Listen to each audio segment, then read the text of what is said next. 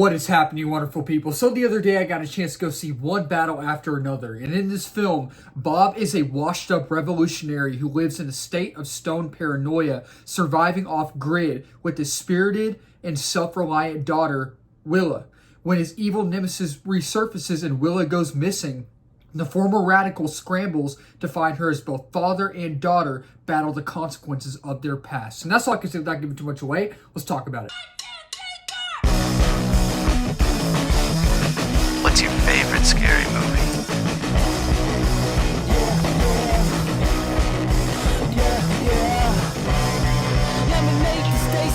So with One Battle After Another, I am actually a little bit late to this review. I saw it a couple of days ago. I apologize about that. But this is technically my introduction to Paul Thomas Anderson, PTA, as a director. And, you know, I started watching There Will Be Blood. I'm going to finish it eventually fully, and all his other films. I really do want to watch his filmography. I really do. But I started watching There Will Be Blood a while back. I never got a chance to finish it, but this is technically my introduction to him as a director. This is the first full film from him that I've fully seen. And I think that, honestly, he's a talented director. He's a very talented director. I think he does a good job of making unique stories in a way. And I think he's such a nuanced director and a very detail-oriented director. And he's very... he knows how to move the camera and do camera angles and different types of cool shots and all that. And I really like that. And with this film, I was really looking forward to it. At first I wasn't, but then I continually watched the trailer over and over and over and over again. I was like, man, this actually looks very unique. It looks very nuanced, and Leonardo DiCaprio's in it. And I have never seen a full PTA film, Paul Thomas Anderson film. So I'm excited to dive in to his filmography. And now, after having seen the film, unfortunately, I didn't love it. Not saying it's a horrible film, but I wanted to love it like more. I wanted to love it more than I did. So this might be a shorter review because I am a few days late to it. But right now I'm going to talk about my positives and I'll talk about my negatives later, because if you're new, that's what I always do. But if you've been here for a while, you know I always do that. I talk about my positives first and then I talk about my negatives next, because I was really looking forward to this film. And I'm here to say it's not a horrible film. I am just someone who is in the slight minority on this film, because I know majority of people are loving this film, and I am so jealous. I am so envious of that. I am so happy that all of y'all watching it, all of y'all who have seen the film, are loving this film. I was one who really wanted to, quote unquote, love it, and I did not hate the film. I did not walk out going, oh, that was terrible. That was like one of the worst films of the year. That was one of the worst films I've ever seen. My expectations just weren't met. They weren't met. And I still love a lot of things about the film. And I'll talk about my negatives later. I have some negatives, and I'll talk about positives right now, because I do have some things I have some positives. I have some things I really do like about the film, you know. And talking about PTA for a second, Paul Thomas Anderson, and like I mentioned earlier about him being able to move the camera and all that, I think that this film is such a beautiful film to look at. It's such a gorgeous film with striking imagery and striking visuals, and it's just such a beautiful film to look at. It's an eye-popping film, and I think that it's a beautiful shot. It's beautifully shot, and I think it has for the most part, it has a relatively good pace. I feel like it has a relatively good pace to it for the most part, and for 3 hours, for a 3-hour movie, I heard people were saying that it didn't feel like a 3-hour movie. People were saying that it felt really fast. And I can definitely attest to that. I can definitely agree with that even though it is 3 hours long, it did feel a little fast. And maybe at times it drags a little bit. It dragged here and there. But overall, for the most part, I didn't think I wasn't really bored. I was into it. I was locked in. And I really love the cat and mouse aspect of it, you know, because in the trailer, you can see from the trailer, this is a cat and mouse type movie, you know, because there's this guy and his people going after this guy and his people, you know, and I just love when movies do that, any movie. I love when any movie does that, but I really like that concept in here, and I thought all of the performances were so great in here, and you knew You knew from the trailer all the performances were going to be good. You knew before you even watched the trailer that the performances were going to be good. Leonardo DiCaprio is so great in here. He plays like this, I don't even know what you would call it, how you explain it. Like this paranoid, drug, alcoholic, just wiry, just not, I don't even know if psychopath is the right word, but he's just insane in here. And I love the way his character was written. And Sean Penn, this is my introduction to Sean Penn as an actor. I don't think I've seen any other film with Sean Penn. He was, oh boy, I don't even know how you don't even know how to explain Leonardo DiCaprio's character in here, right?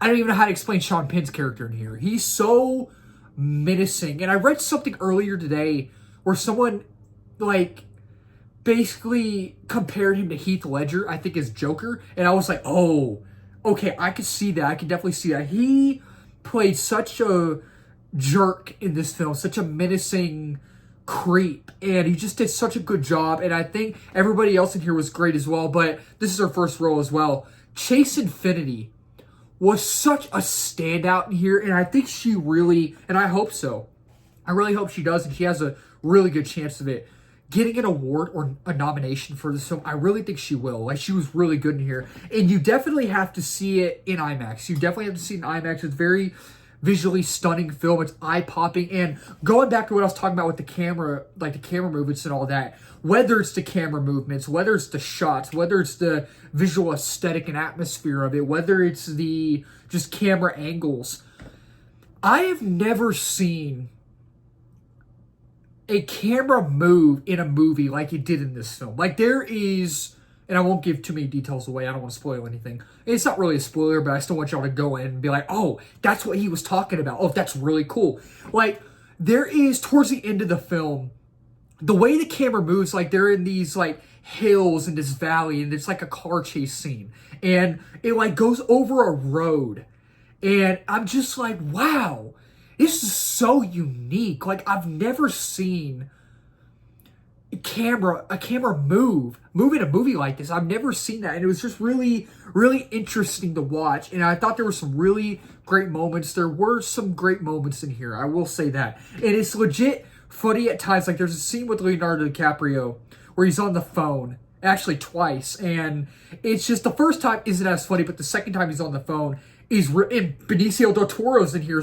He's great as well. I don't know how I forgot about him. He's great as well in here. And everybody in here is great. And I think it is super unique. And I think the broad scope, which is what PTA is really good at as well, creating this broad scale and scope type films. And I think that the action set pieces, not so much the action, but the action set pieces were great as well. And I thought the score, it's like a piano. The score is like a piano tune. And I really think that it felt like a ticking time bomb, right? Because with the cat and mouse aspect of this movie, it just went well together. And I thought that was really cool. And I thought the sound design was great as well. Definitely see it in Dolby and IMAX, like I mentioned earlier. And whether it's the shots, the camera movements, the camera angles, the editing, it's just all real stellar, and it has a relatively good pace. And I really think PTA is a talented director. But while I did enjoy aspects of the film, and while I did enjoy things about it, I was relatively disappointed. Again, didn't hate the film. Again, I didn't walk out going, oh, that is one of the worst films I've ever seen. The movie's terrible. No, it's not the case. My expectations just were not met, sadly. Like, I still enjoyed things about it, but I know majority of people are really enjoying it, and I'm jealous, I'm envious, because I was really looking forward to this film. I was excited about this film, and I am just in the minority on this. I am just one of a million people who just were like, meh, okay, it was fine. And I think that the thing with this film that I'm most frustrated with, the thing that frustrated me the most with this film, is that it didn't hook me. The beginning of the film didn't hook me. And you want not just this film, but you want any film you see, right? You want any movie you see, any movie at the beginning to hook you, right? You want the story to hook you. And I just was not hooked. I just wasn't hooked. And I just was not feeling the overall story. I wasn't feeling the overall narrative, and I just didn't really feel like I was caring about these characters. I just didn't feel like I really cared about what was going to happen and what was happening to these characters. I just really wasn't. And it's not that it's bland and dull. It's not. It's definitely not bland or a dull film. But I thought the script was fine. I thought it was fine. And I wanted to love it more. I really did. And I think some of the characters don't have like much time to shine. Like you're with the characters throughout the entirety of the film, whether it's Chase Infinity, whether it's Leonardo DiCaprio, Benicio del Toro, Sean Penn, everybody in here. But at the same time, while we get moments with all of them, I personally just felt like we just didn't get much time with them, if that makes sense. Like it's hard to explain, and I'm trying to make that make sense, but I just didn't find myself interested in the overall narrative, and I just overall was very just sadly disappointed. So yeah, overall, with one battle after another, there are aspects that I love about this film, but there are things that just sadly didn't work for me, like the story just didn't sadly hook me. So with one battle after another, I will sadly end up giving this film a 3 out of 5 stars. And with one battle after another, in my opinion, personally, I will say choose your time wisely. I'm not trying to be different. But I can already see the comments coming through. But I think while I didn't personally enjoy it as much as I wanted to, while I was kind of disappointed, I think all y'all will probably still enjoy it. I think y'all will, because majority of people are loving it. That'll wrap up this video. Thank y'all so much for watching. If you're new to the channel, please don't forget to subscribe, like, comment, share in this video. We just hit 1K subs a while back. We're now at 1.1K. Next week, milestone is 2K and 3K after that as well, and beyond that as well. And if you're new as well, I do movie reviews, TV show reviews, trailer reactions, movie live streams, movie news, movie rankings, all that wonderful movie stuff under the movie umbrella. Let's talk about it in the comments down below. Did y'all like this movie? Did y'all not like it? Are y'all like me and y'all are kind of disappointed? Or is it y'all's favorite movie of the year like most people? Let's talk about it down below. Keep talking movies, wonderful people. Cheers.